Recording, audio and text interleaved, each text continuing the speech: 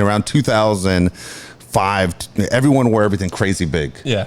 Baggy as shit. Yeah, with the fucking 05. Remember that? Yeah, shit? the FUBU shirts. FUBU shit. You never wore FUBU shit, but you know what I mean? Yeah. The FUBU shit times where everybody had the Timberlands and the big fucking jeans and the Pro Club T-shirts, the True Religion jeans. Yeah. People still wear Air Forces. That's the one thing that survived through time. Yeah. That's true. So I remember I got you this Nowitzki jersey, and I mean, again, you're like 11, but it's like a 3X. It's a big fucking shirt. Yeah.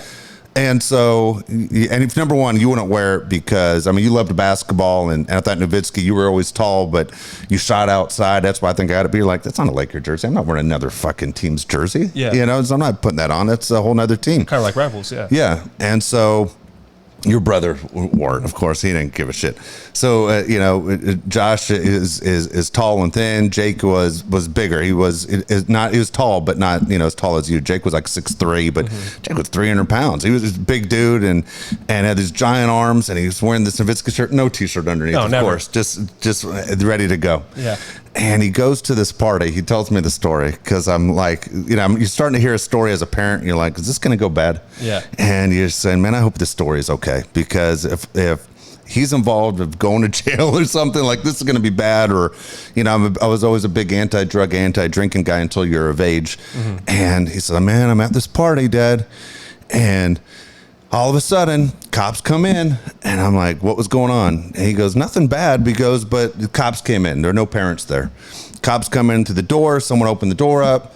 Everyone saw police. They start running through the back glass door, jumping the fence of the backyard. Yeah. Now, every fence in our neighborhood is like the same fence. Everyone has that thin wooden fence, okay? It's a part of the community, and if it goes down, you got to replace it, the whole deal. But it's not a big fence. And I'm like, so what did you do? Because I know in my head, there's no way my kid's jumping the fucking fence. Fuck no.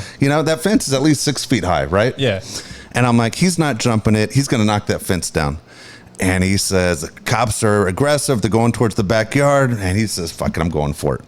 And there comes Jake, puts his foot in the fence, flips over, and he's thinking he gets away. And he says, right when he's at the top of the fence, here's the police officer yell, I see you, Nowitzki. And Jake's like, no, you don't. And it's gone. Running through the neighbor's yard, jumps another fence, runs all the way home, and tells me the story. But what he said, the police officer yelled at him, I see you, Nowitzki. Like, go ahead, write that in your police report. Yeah. So what happened? Well, we went to this party, and there were a bunch of teenagers, and there weren't any adults around, and Dirk Nowitzki ran away first and jumped the fence. Put out an APB for Dirk Nowitzki. What the hell? Can you imagine that's in the news? Dirk. Yeah, Mark Cuban's like, Dirk, were you in Eastlake at a little kid's party? Yeah. What the hell are you doing hanging out with 15-year-olds for? Oh, and my God. what do you look like? Well, the officer writes, 6'3", 300 pounds. And like, Nowitzki's 7'1". Yeah. What the hell are you talking about? This is the worst police officer of all time. I see you, Nowitzki. I was dying. It made me laugh, man. It made me laugh. It's always fun to get a Jake story. Yeah.